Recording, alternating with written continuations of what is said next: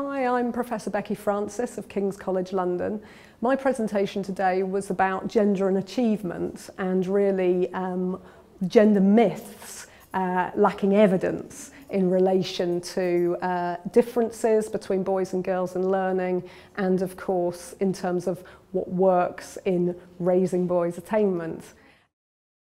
Welcome. Thank you so much for all coming. I feel really glad to see everyone. I'd actually thought, because I'm up against such esteemed colleagues, that I'd have a tiny audience, and I was actually going to tweet about my anticipation of a tiny audience. So I'm so glad that I didn't demean myself in that way now. I'm Becky Francis, as you can see. I'm hoping that the IT's all going to work for me. My main area of interest in my academic career has been gender in education. These are a few of my books on the topic. I don't know if you can see at the back. I'm sorry if it's too small. I'm really passionately interested in gender in the classroom and gender identities among kids. But that, of course, also links into their achievements, the outcomes of these gender differences, if you like, and also, of course, necessitates interest in other factors of identity that interact and overlap with gender, notably ethnicity and social class, but also other factors as well. And some of you may know that I've recently been involved in some policy work and some broader work around social inequality, notably on satisfactory schools, issues around school quality in relation to pupil social background, and of course the pupil premium as well. But I'm really glad to be invited today to talk about gender, which has always been my big passion. So in terms of what I want to do today, I want to look at the current picture for boys and girls in terms of this notion of gender gap, briefly look at how the gap's been explained, and again, very quickly assess some of the evidence behind those explanations, discuss some of the dangers emerging from particular approaches, and also touch on what we do know and actually why there's so little evidence here in terms of what works. Can you guys see at all? You're all right? Okay. I'm not. So this is a very recent headline. For those of you that you can't see, it's the Daily Telegraph, and the key headline is GCSE results 2013, girls stretch to record lead over boys. And this is pretty indicative. Every year we have the new round of headlines, both for GCSE and A-level, around gender and achievement. And it's been going on since the mid-1990s, as I just want to show you. At the top, we've got lapped by girls, 1995, down to why boys trail further behind girls at GCSE top grades, 2011. It happens every year. But if you look at some of those headlines, you'll also see the trend around the language, presenting girls and boys in competition with one another, two distinct groups in competition, and also this language of crisis. The crisis of masculinity, more generally, being linked to this issue about gender and attainment. I'll bring you up to date in a sec, but really, I want to just spend a second thinking about why this has hit the headlines and at the particular time it did. Those of you who are old enough here, which looks like very few people, but those of you that can remember the 80s or even the 70s will remember that what work was done at all on gender at the time foregrounded the underachievement of girls, particularly around issues of STEM, science and maths education, and girls' underattainment at those subjects, and also girls' marginalisation in the classroom. Patterns of discrimination where it was found teachers tended to give lots more time and attention to the boys in their class. They had low expectations of girls, girls had low expectations of themselves, girls experienced a whole range of discriminatory practice in the classroom. What's rather ironic is that recent studies in the areas have showed that in relation to girls' classroom experiences and their levels of confidence and so on, not all that much seems to have changed. Teachers, of course, are much more confident about girls' abilities than they were 20 or 30 years ago. But in terms of the patterns of interaction and so on in the classroom, not that much has changed. What has changed, of course, is that girls have tended to catch up with boys as overall groups at maths and science, at GCSE at least. And we've had this as a general trend since the introduction of the national curriculum. And this is one of the reasons why I'm so worried that we're losing the national curriculum now. You know, before its introduction, girls generally didn't take up science. The fact that they were made to, with the introduction of the national curriculum, suddenly we had this sudden uptake and increase in girls' achievement around STEM. And this coincided, of course, also with the other policy changes around that time, the introduction of the league tables, which for the first time, I think serendipitously actually, presented the statistics on gender, girls' achievement and boys' achievement. And I think for the first time, media commentators were struck by the fact that maybe boys weren't outperforming girls to quite the extent they'd expected. And indeed, that we saw this pattern whereby girls were catching up with boys at STEM subjects, but boys were not catching up with girls in the gap that had always existed in language and literature and literacy. And that is where the gap remains. So just to show you the most recent stats, this is the 2013 analysis of the GCSE results in 2011-12. We can see that for 5A star to C at GCSE and equivalent, you've got a gap of 6% between girls and boys, 6 percentage points, I should say. That's actually slightly narrowed over the last couple of years, tends to be around 8%. And here we have the percentage point gap for 5A star to C, including English and maths, the classic indicator. And there you can see a rather wider gap of 10 percentage points, and that's actually slightly widened that year. That gap tends to be anything around sort of 7 percentage points up to 10 percentage points. And really, this has been the case for the last 15 years or so.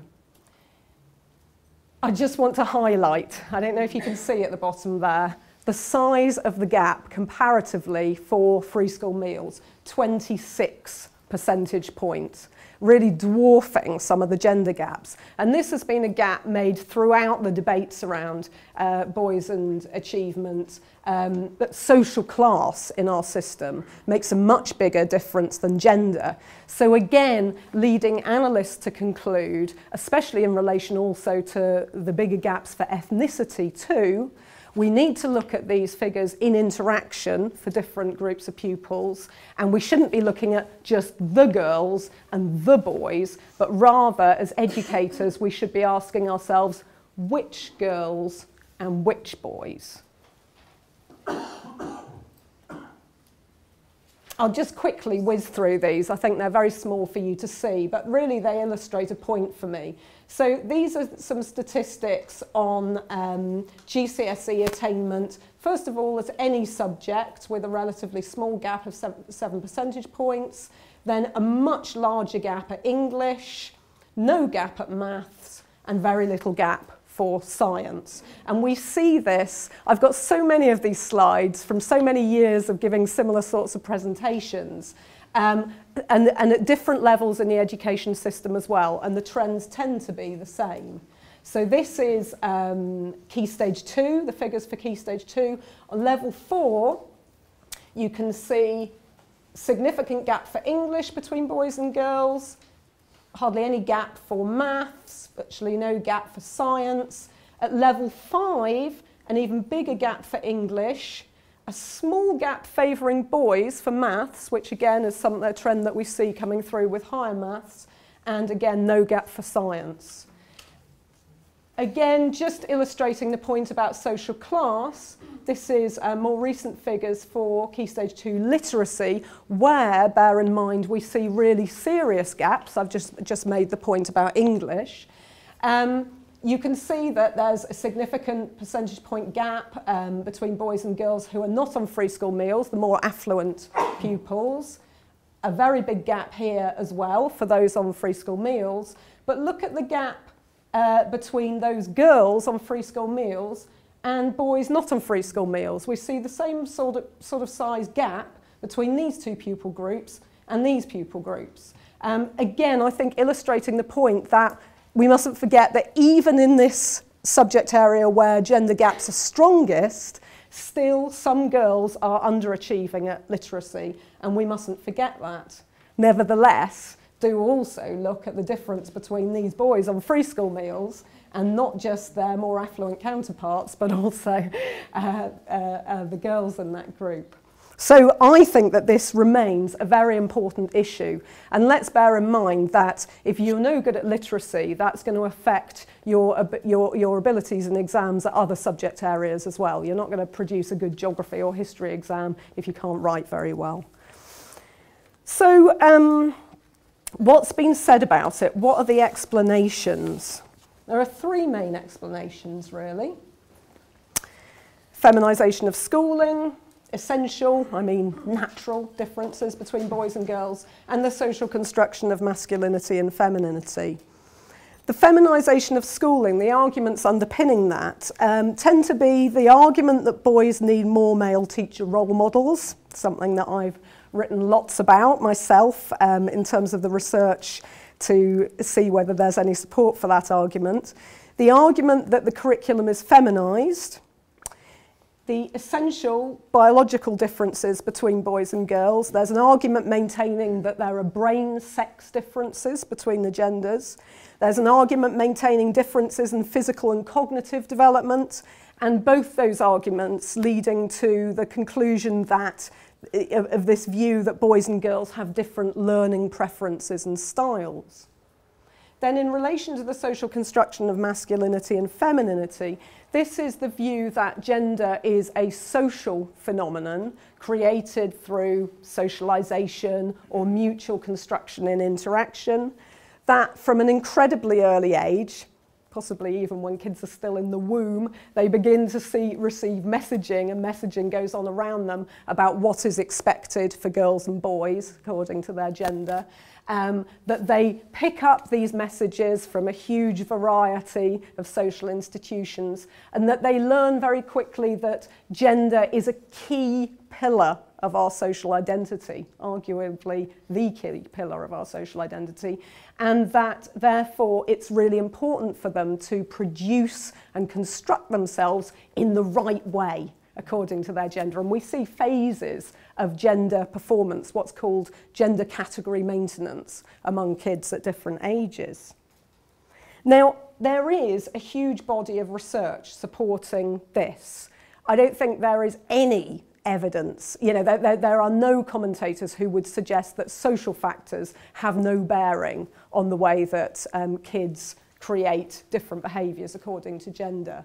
In terms of the essential differences between boys and girls, in fact, I'll just deal with this one first, feminisation of schooling. Again, there were lots and lots of debates around, for example, well, the schooling at the moment and exams favour girls, they're much better at coursework, they're not so good at sudden death exams and so on. Actually, each time that has changed with the introduction of more sudden death exams, reductions in coursework and so on, we haven't seen the predicted impact on outcomes. And of course, there's a lot of feminist work which would argue that, quite contrary to the curriculum being feminised, actually it's still not sufficiently encompassing of girls' interests and so on.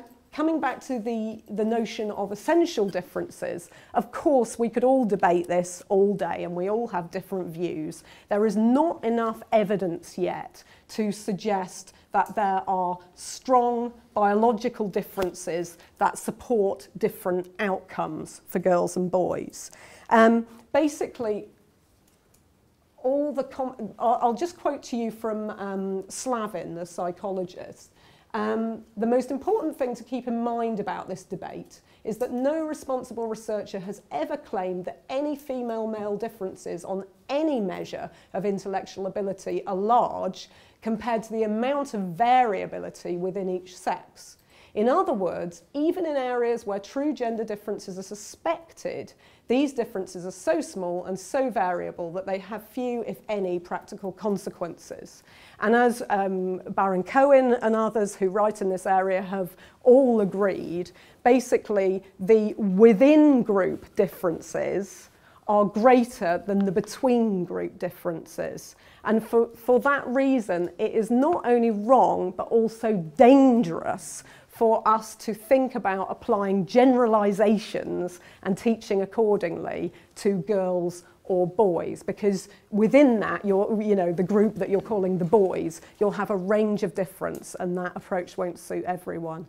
What I'm going to ask you all to do is just close your eyes, zone out for a sec, and try to think in your classroom, your school, or your place of work of one person at least that doesn't fit dominant stereotypes about gender.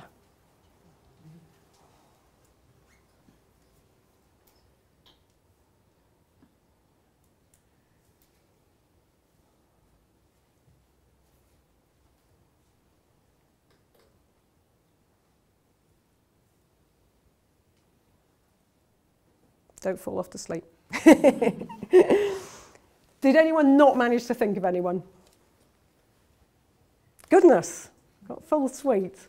Well, really, all I wanted to make the point is that if you've even managed to think of one person, really that illustrates the point of how dangerous it would be to take an approach that you think addresses the whole group when actually we have these differences, and to obviously to think as pedagogues about the needs of the individual. So, coming to something that I did for the DCSF as was. Do you remember when it had the rainbows and was called the DCSF? You'll also remember, if you remember that, the huge array of strategies and instructions and ideas that they had for teachers on their website. Some of those, I'm afraid, perpetuated a load of gender myths about what we might do with girls and boys. And I and some of my colleagues as academics were involved with engaging, I think very productively with the DCSF about that. My colleagues were Christine Skelton of Birmingham University and Gemma Moss of the Institute of Education. And as a result of some of the discussions, we came up with this pamphlet published by the DCSF. You can still get it if you Google Mythbusters DCSF, I think it will come up, which looks at some of these sort of dominant myths around gender and achievement and produces some of the evidence to say why those are actually myths, unsubstantiated by evidence, and what the evidence actually is. These are some of the myths, and I'll just read them to you in case you can't see. Boys underachieve across the curriculum.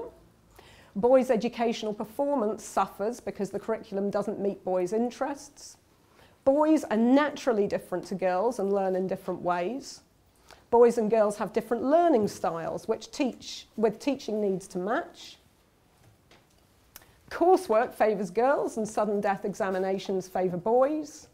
Boys prefer male teachers. This one I wanted to talk to you about. I haven't got time to pick out too many of these. This is where a lot of my work is concentrated. And just to give you the bullet point, teacher gender doesn't matter. It would be great if we had more male teachers, especially in primary school, to make it more representative of the population as a whole, but it doesn't improve outcomes for boys. And if anyone wants the evidence for that, they'll have to contact me later. Boys benefit from a competitive learning environment. Single-sex classes are the best means to improve boys' and girls' achievement. Boys prefer non-fiction, and changing the curriculum to be boy-friendly will aid their motivation and achievement. Now, very sadly, I only have time today to pick out a couple of these, and as I said, I'm sadly not going to touch on the teacher gender issue either. What I'm going to pick on is boy-friendly materials, where I'll specifically look at the issue of book boxes and boys reading, because I think that literacy is so important, if not the key issue here. And also the concept of teaching to gendered learning styles. So in relation to, boy-friendly materials, I've found that this notion of having separate reading boxes for girls and boys is really popular in many schools. And often it's predicated on the notion that boys and girls have different interests. You'll make it more comfortable and more acceptable for boys to read if you represent those interests. You'll make it somehow cooler for boys if they don't have to associate with girls' things. They've got a separate box.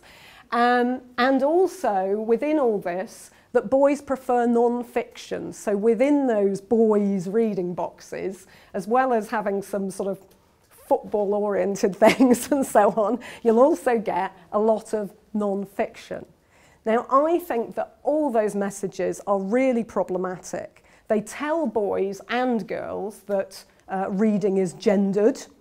They also pick up the message very clearly that boys aren't reading enough. It's a bit of a problem. Why do teachers want us to get us reading more? Oh, it's because it's something that's really for girls, but they're trying to get more boys to do it. It sends out very clear messages to kids about what teachers think is appropriate for them. Princesses for girls, football for boys, you know. But beyond all that, in terms of this notion of fiction and non-fiction, the evidence also doesn't support it. So can people see the figures there at all? Or shall I read it all out? Basically, this is drawn from Hall and Cole's big study of 8,000 kids, big survey. They're looking, this is 10 to 15-year-olds, and they've got different reader types looking at the materials that kids are reading. In terms of fiction, half the sample are reading children's fiction. Another 10% are reading adult fiction. So if you think about that total, 60% in all are reading fiction. More still are reading fiction because a further 16% are reading a hybrid of different materials, and then we've got the unclassifiable. Under 3% are reading non-fiction, okay? Going on though, if we look at the gender breakdown of those different groups, keep in mind of the different groups, you can see that rather more girls than boys are reading children's fiction, rather more boys than girls are reading adult fiction, which sort of begs a little question to me about boys, you know, the children's fiction for boys. Boys are reading far more non-fiction than girls, but and this is of course where this supposition about boys preferring non-fiction comes from. But bear in mind the size of the group. So as Gemma Moss, who's also written extensively on this, rightly points out, of those boys that read, and especially of those boys that love reading, those boys read fiction, yes? Some of her, she uses both qualitative and quantitative methods, and some of her work has been really interesting in also showing how boys use non-fiction. Very often, boys that struggle with reading are embarrassed to let their peers know that they're struggling with literacy. This is another element about the sort of social constructed nature of gender and the association with sort of competitive, resilient presentations of self for boys. They don't want to have to show that they need help and that they're struggling. Girls are much more likely to actually ask for help from the teacher than boys. And Gemma Moss found that many of the boys who were opting to read non-fiction were actually struggling readers who were using the pictures to be able to present themselves as literate. So actually, you know, again, we're risking missing some key issues about supporting the boys that need it most.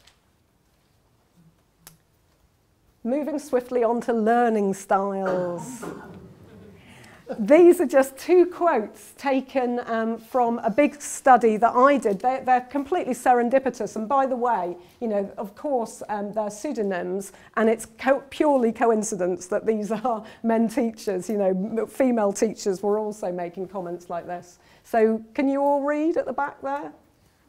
Can you see? I'll let you read them. Oh, sorry, you can't see them, can you? Okay, so one teacher says, well, a lot of the boys tend to learn by the more practical activities, kinesthetic learning, so probably build a lot more of these activities in, but it tends to be the boys that go down that avenue. And another teacher says, and because the boys in my class are very kinesthetic learners, I've adapted my teaching to that. But I've also used visual and other preferred learning styles in my teaching. But with a large number of boys, I do adapt my teaching to them. And again, this was another common theme that we found. Teachers, again, adopting styles that they thought were suitable for boys for the whole class. I mean, actually, given my scepticism about learning styles at all, I don't think it probably made much difference. But I would argue that that would be a very problematic way to go about things in any case. If we look at the evidence, there's very scant evidence that there is even such a thing as learning styles, or certainly something that is kept to by you know, individuals in a consistent way. So despite the strong convictions in which the ideas are promoted, we failed to find a substantial body of empirical evidence that such strategies have been tried and found successful. This is Caulfield et al.'s respected review. And so, I mean, if learning styles themselves are problematic, surely gendered learning styles are even more so. That's a quote from Laura Nunden's review, but I'm just going to quote also from this nice book, Raising Boys' Achievement in Secondary Schools by Mike Younger and Molly Warrington. They did this large-scale study, and they said the analysis of individual students' dominance profiles, the balance between the visual, auditory and kinesthetic in their preferred learning styles, suggested that, contrary to expectations derived from assertions within some of the literature, there was no significant correlation between gender and preferred learning styles. Indeed, the mean scores of 384 boys and 335 girls suggested that, if anything, there was more of a kinesthetic tendency among the girls than the boys. Individual boys didn't necessarily prefer a kinesthetic learning style compared to visual or auditory. The need for caution was becoming even more evident. And I think that you might, you know, I'm sure that you know all this already. My point is that really, again, we do know that there are preferences for different ways of learning among girls and boys. For example, that girls prefer group work on average, not all girls, but most girls like group work, and the majority of boys are interested in more individual approaches to learning, question and answer, and so on. But there is a danger of playing to those preferences. I think not only this issue about overgeneralization and missing the needs of individual girls and boys, but also our job as teachers really should be to expand young people's repertoires and challenge them. And if we're not doing that, who really will? I was going to ask you to do a little activity, but I'm suspecting I haven't got time. So instead, I'll try to wrap up with some sort of positive and helpful messages. The overwhelming conclusion is that short-term and individual strategies really don't help here. We need to take a holistic approach to the issue.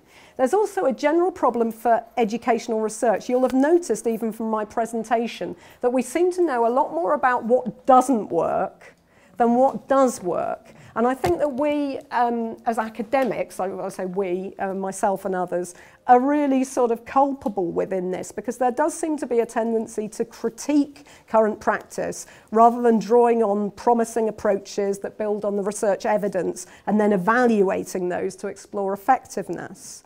So we've got this big important body of work establishing what doesn't work, but a much smaller one on what does. And there are some exceptions to that. And as I said, Mike Younger and Molly Warrington's work, they're at Cambridge, are really good exemplars here. They did a really big study for the then GCSE on schools that were narrowing the gap without detrimentally affecting girls' high achievement.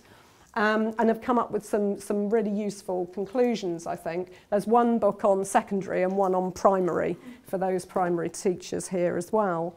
But key messages.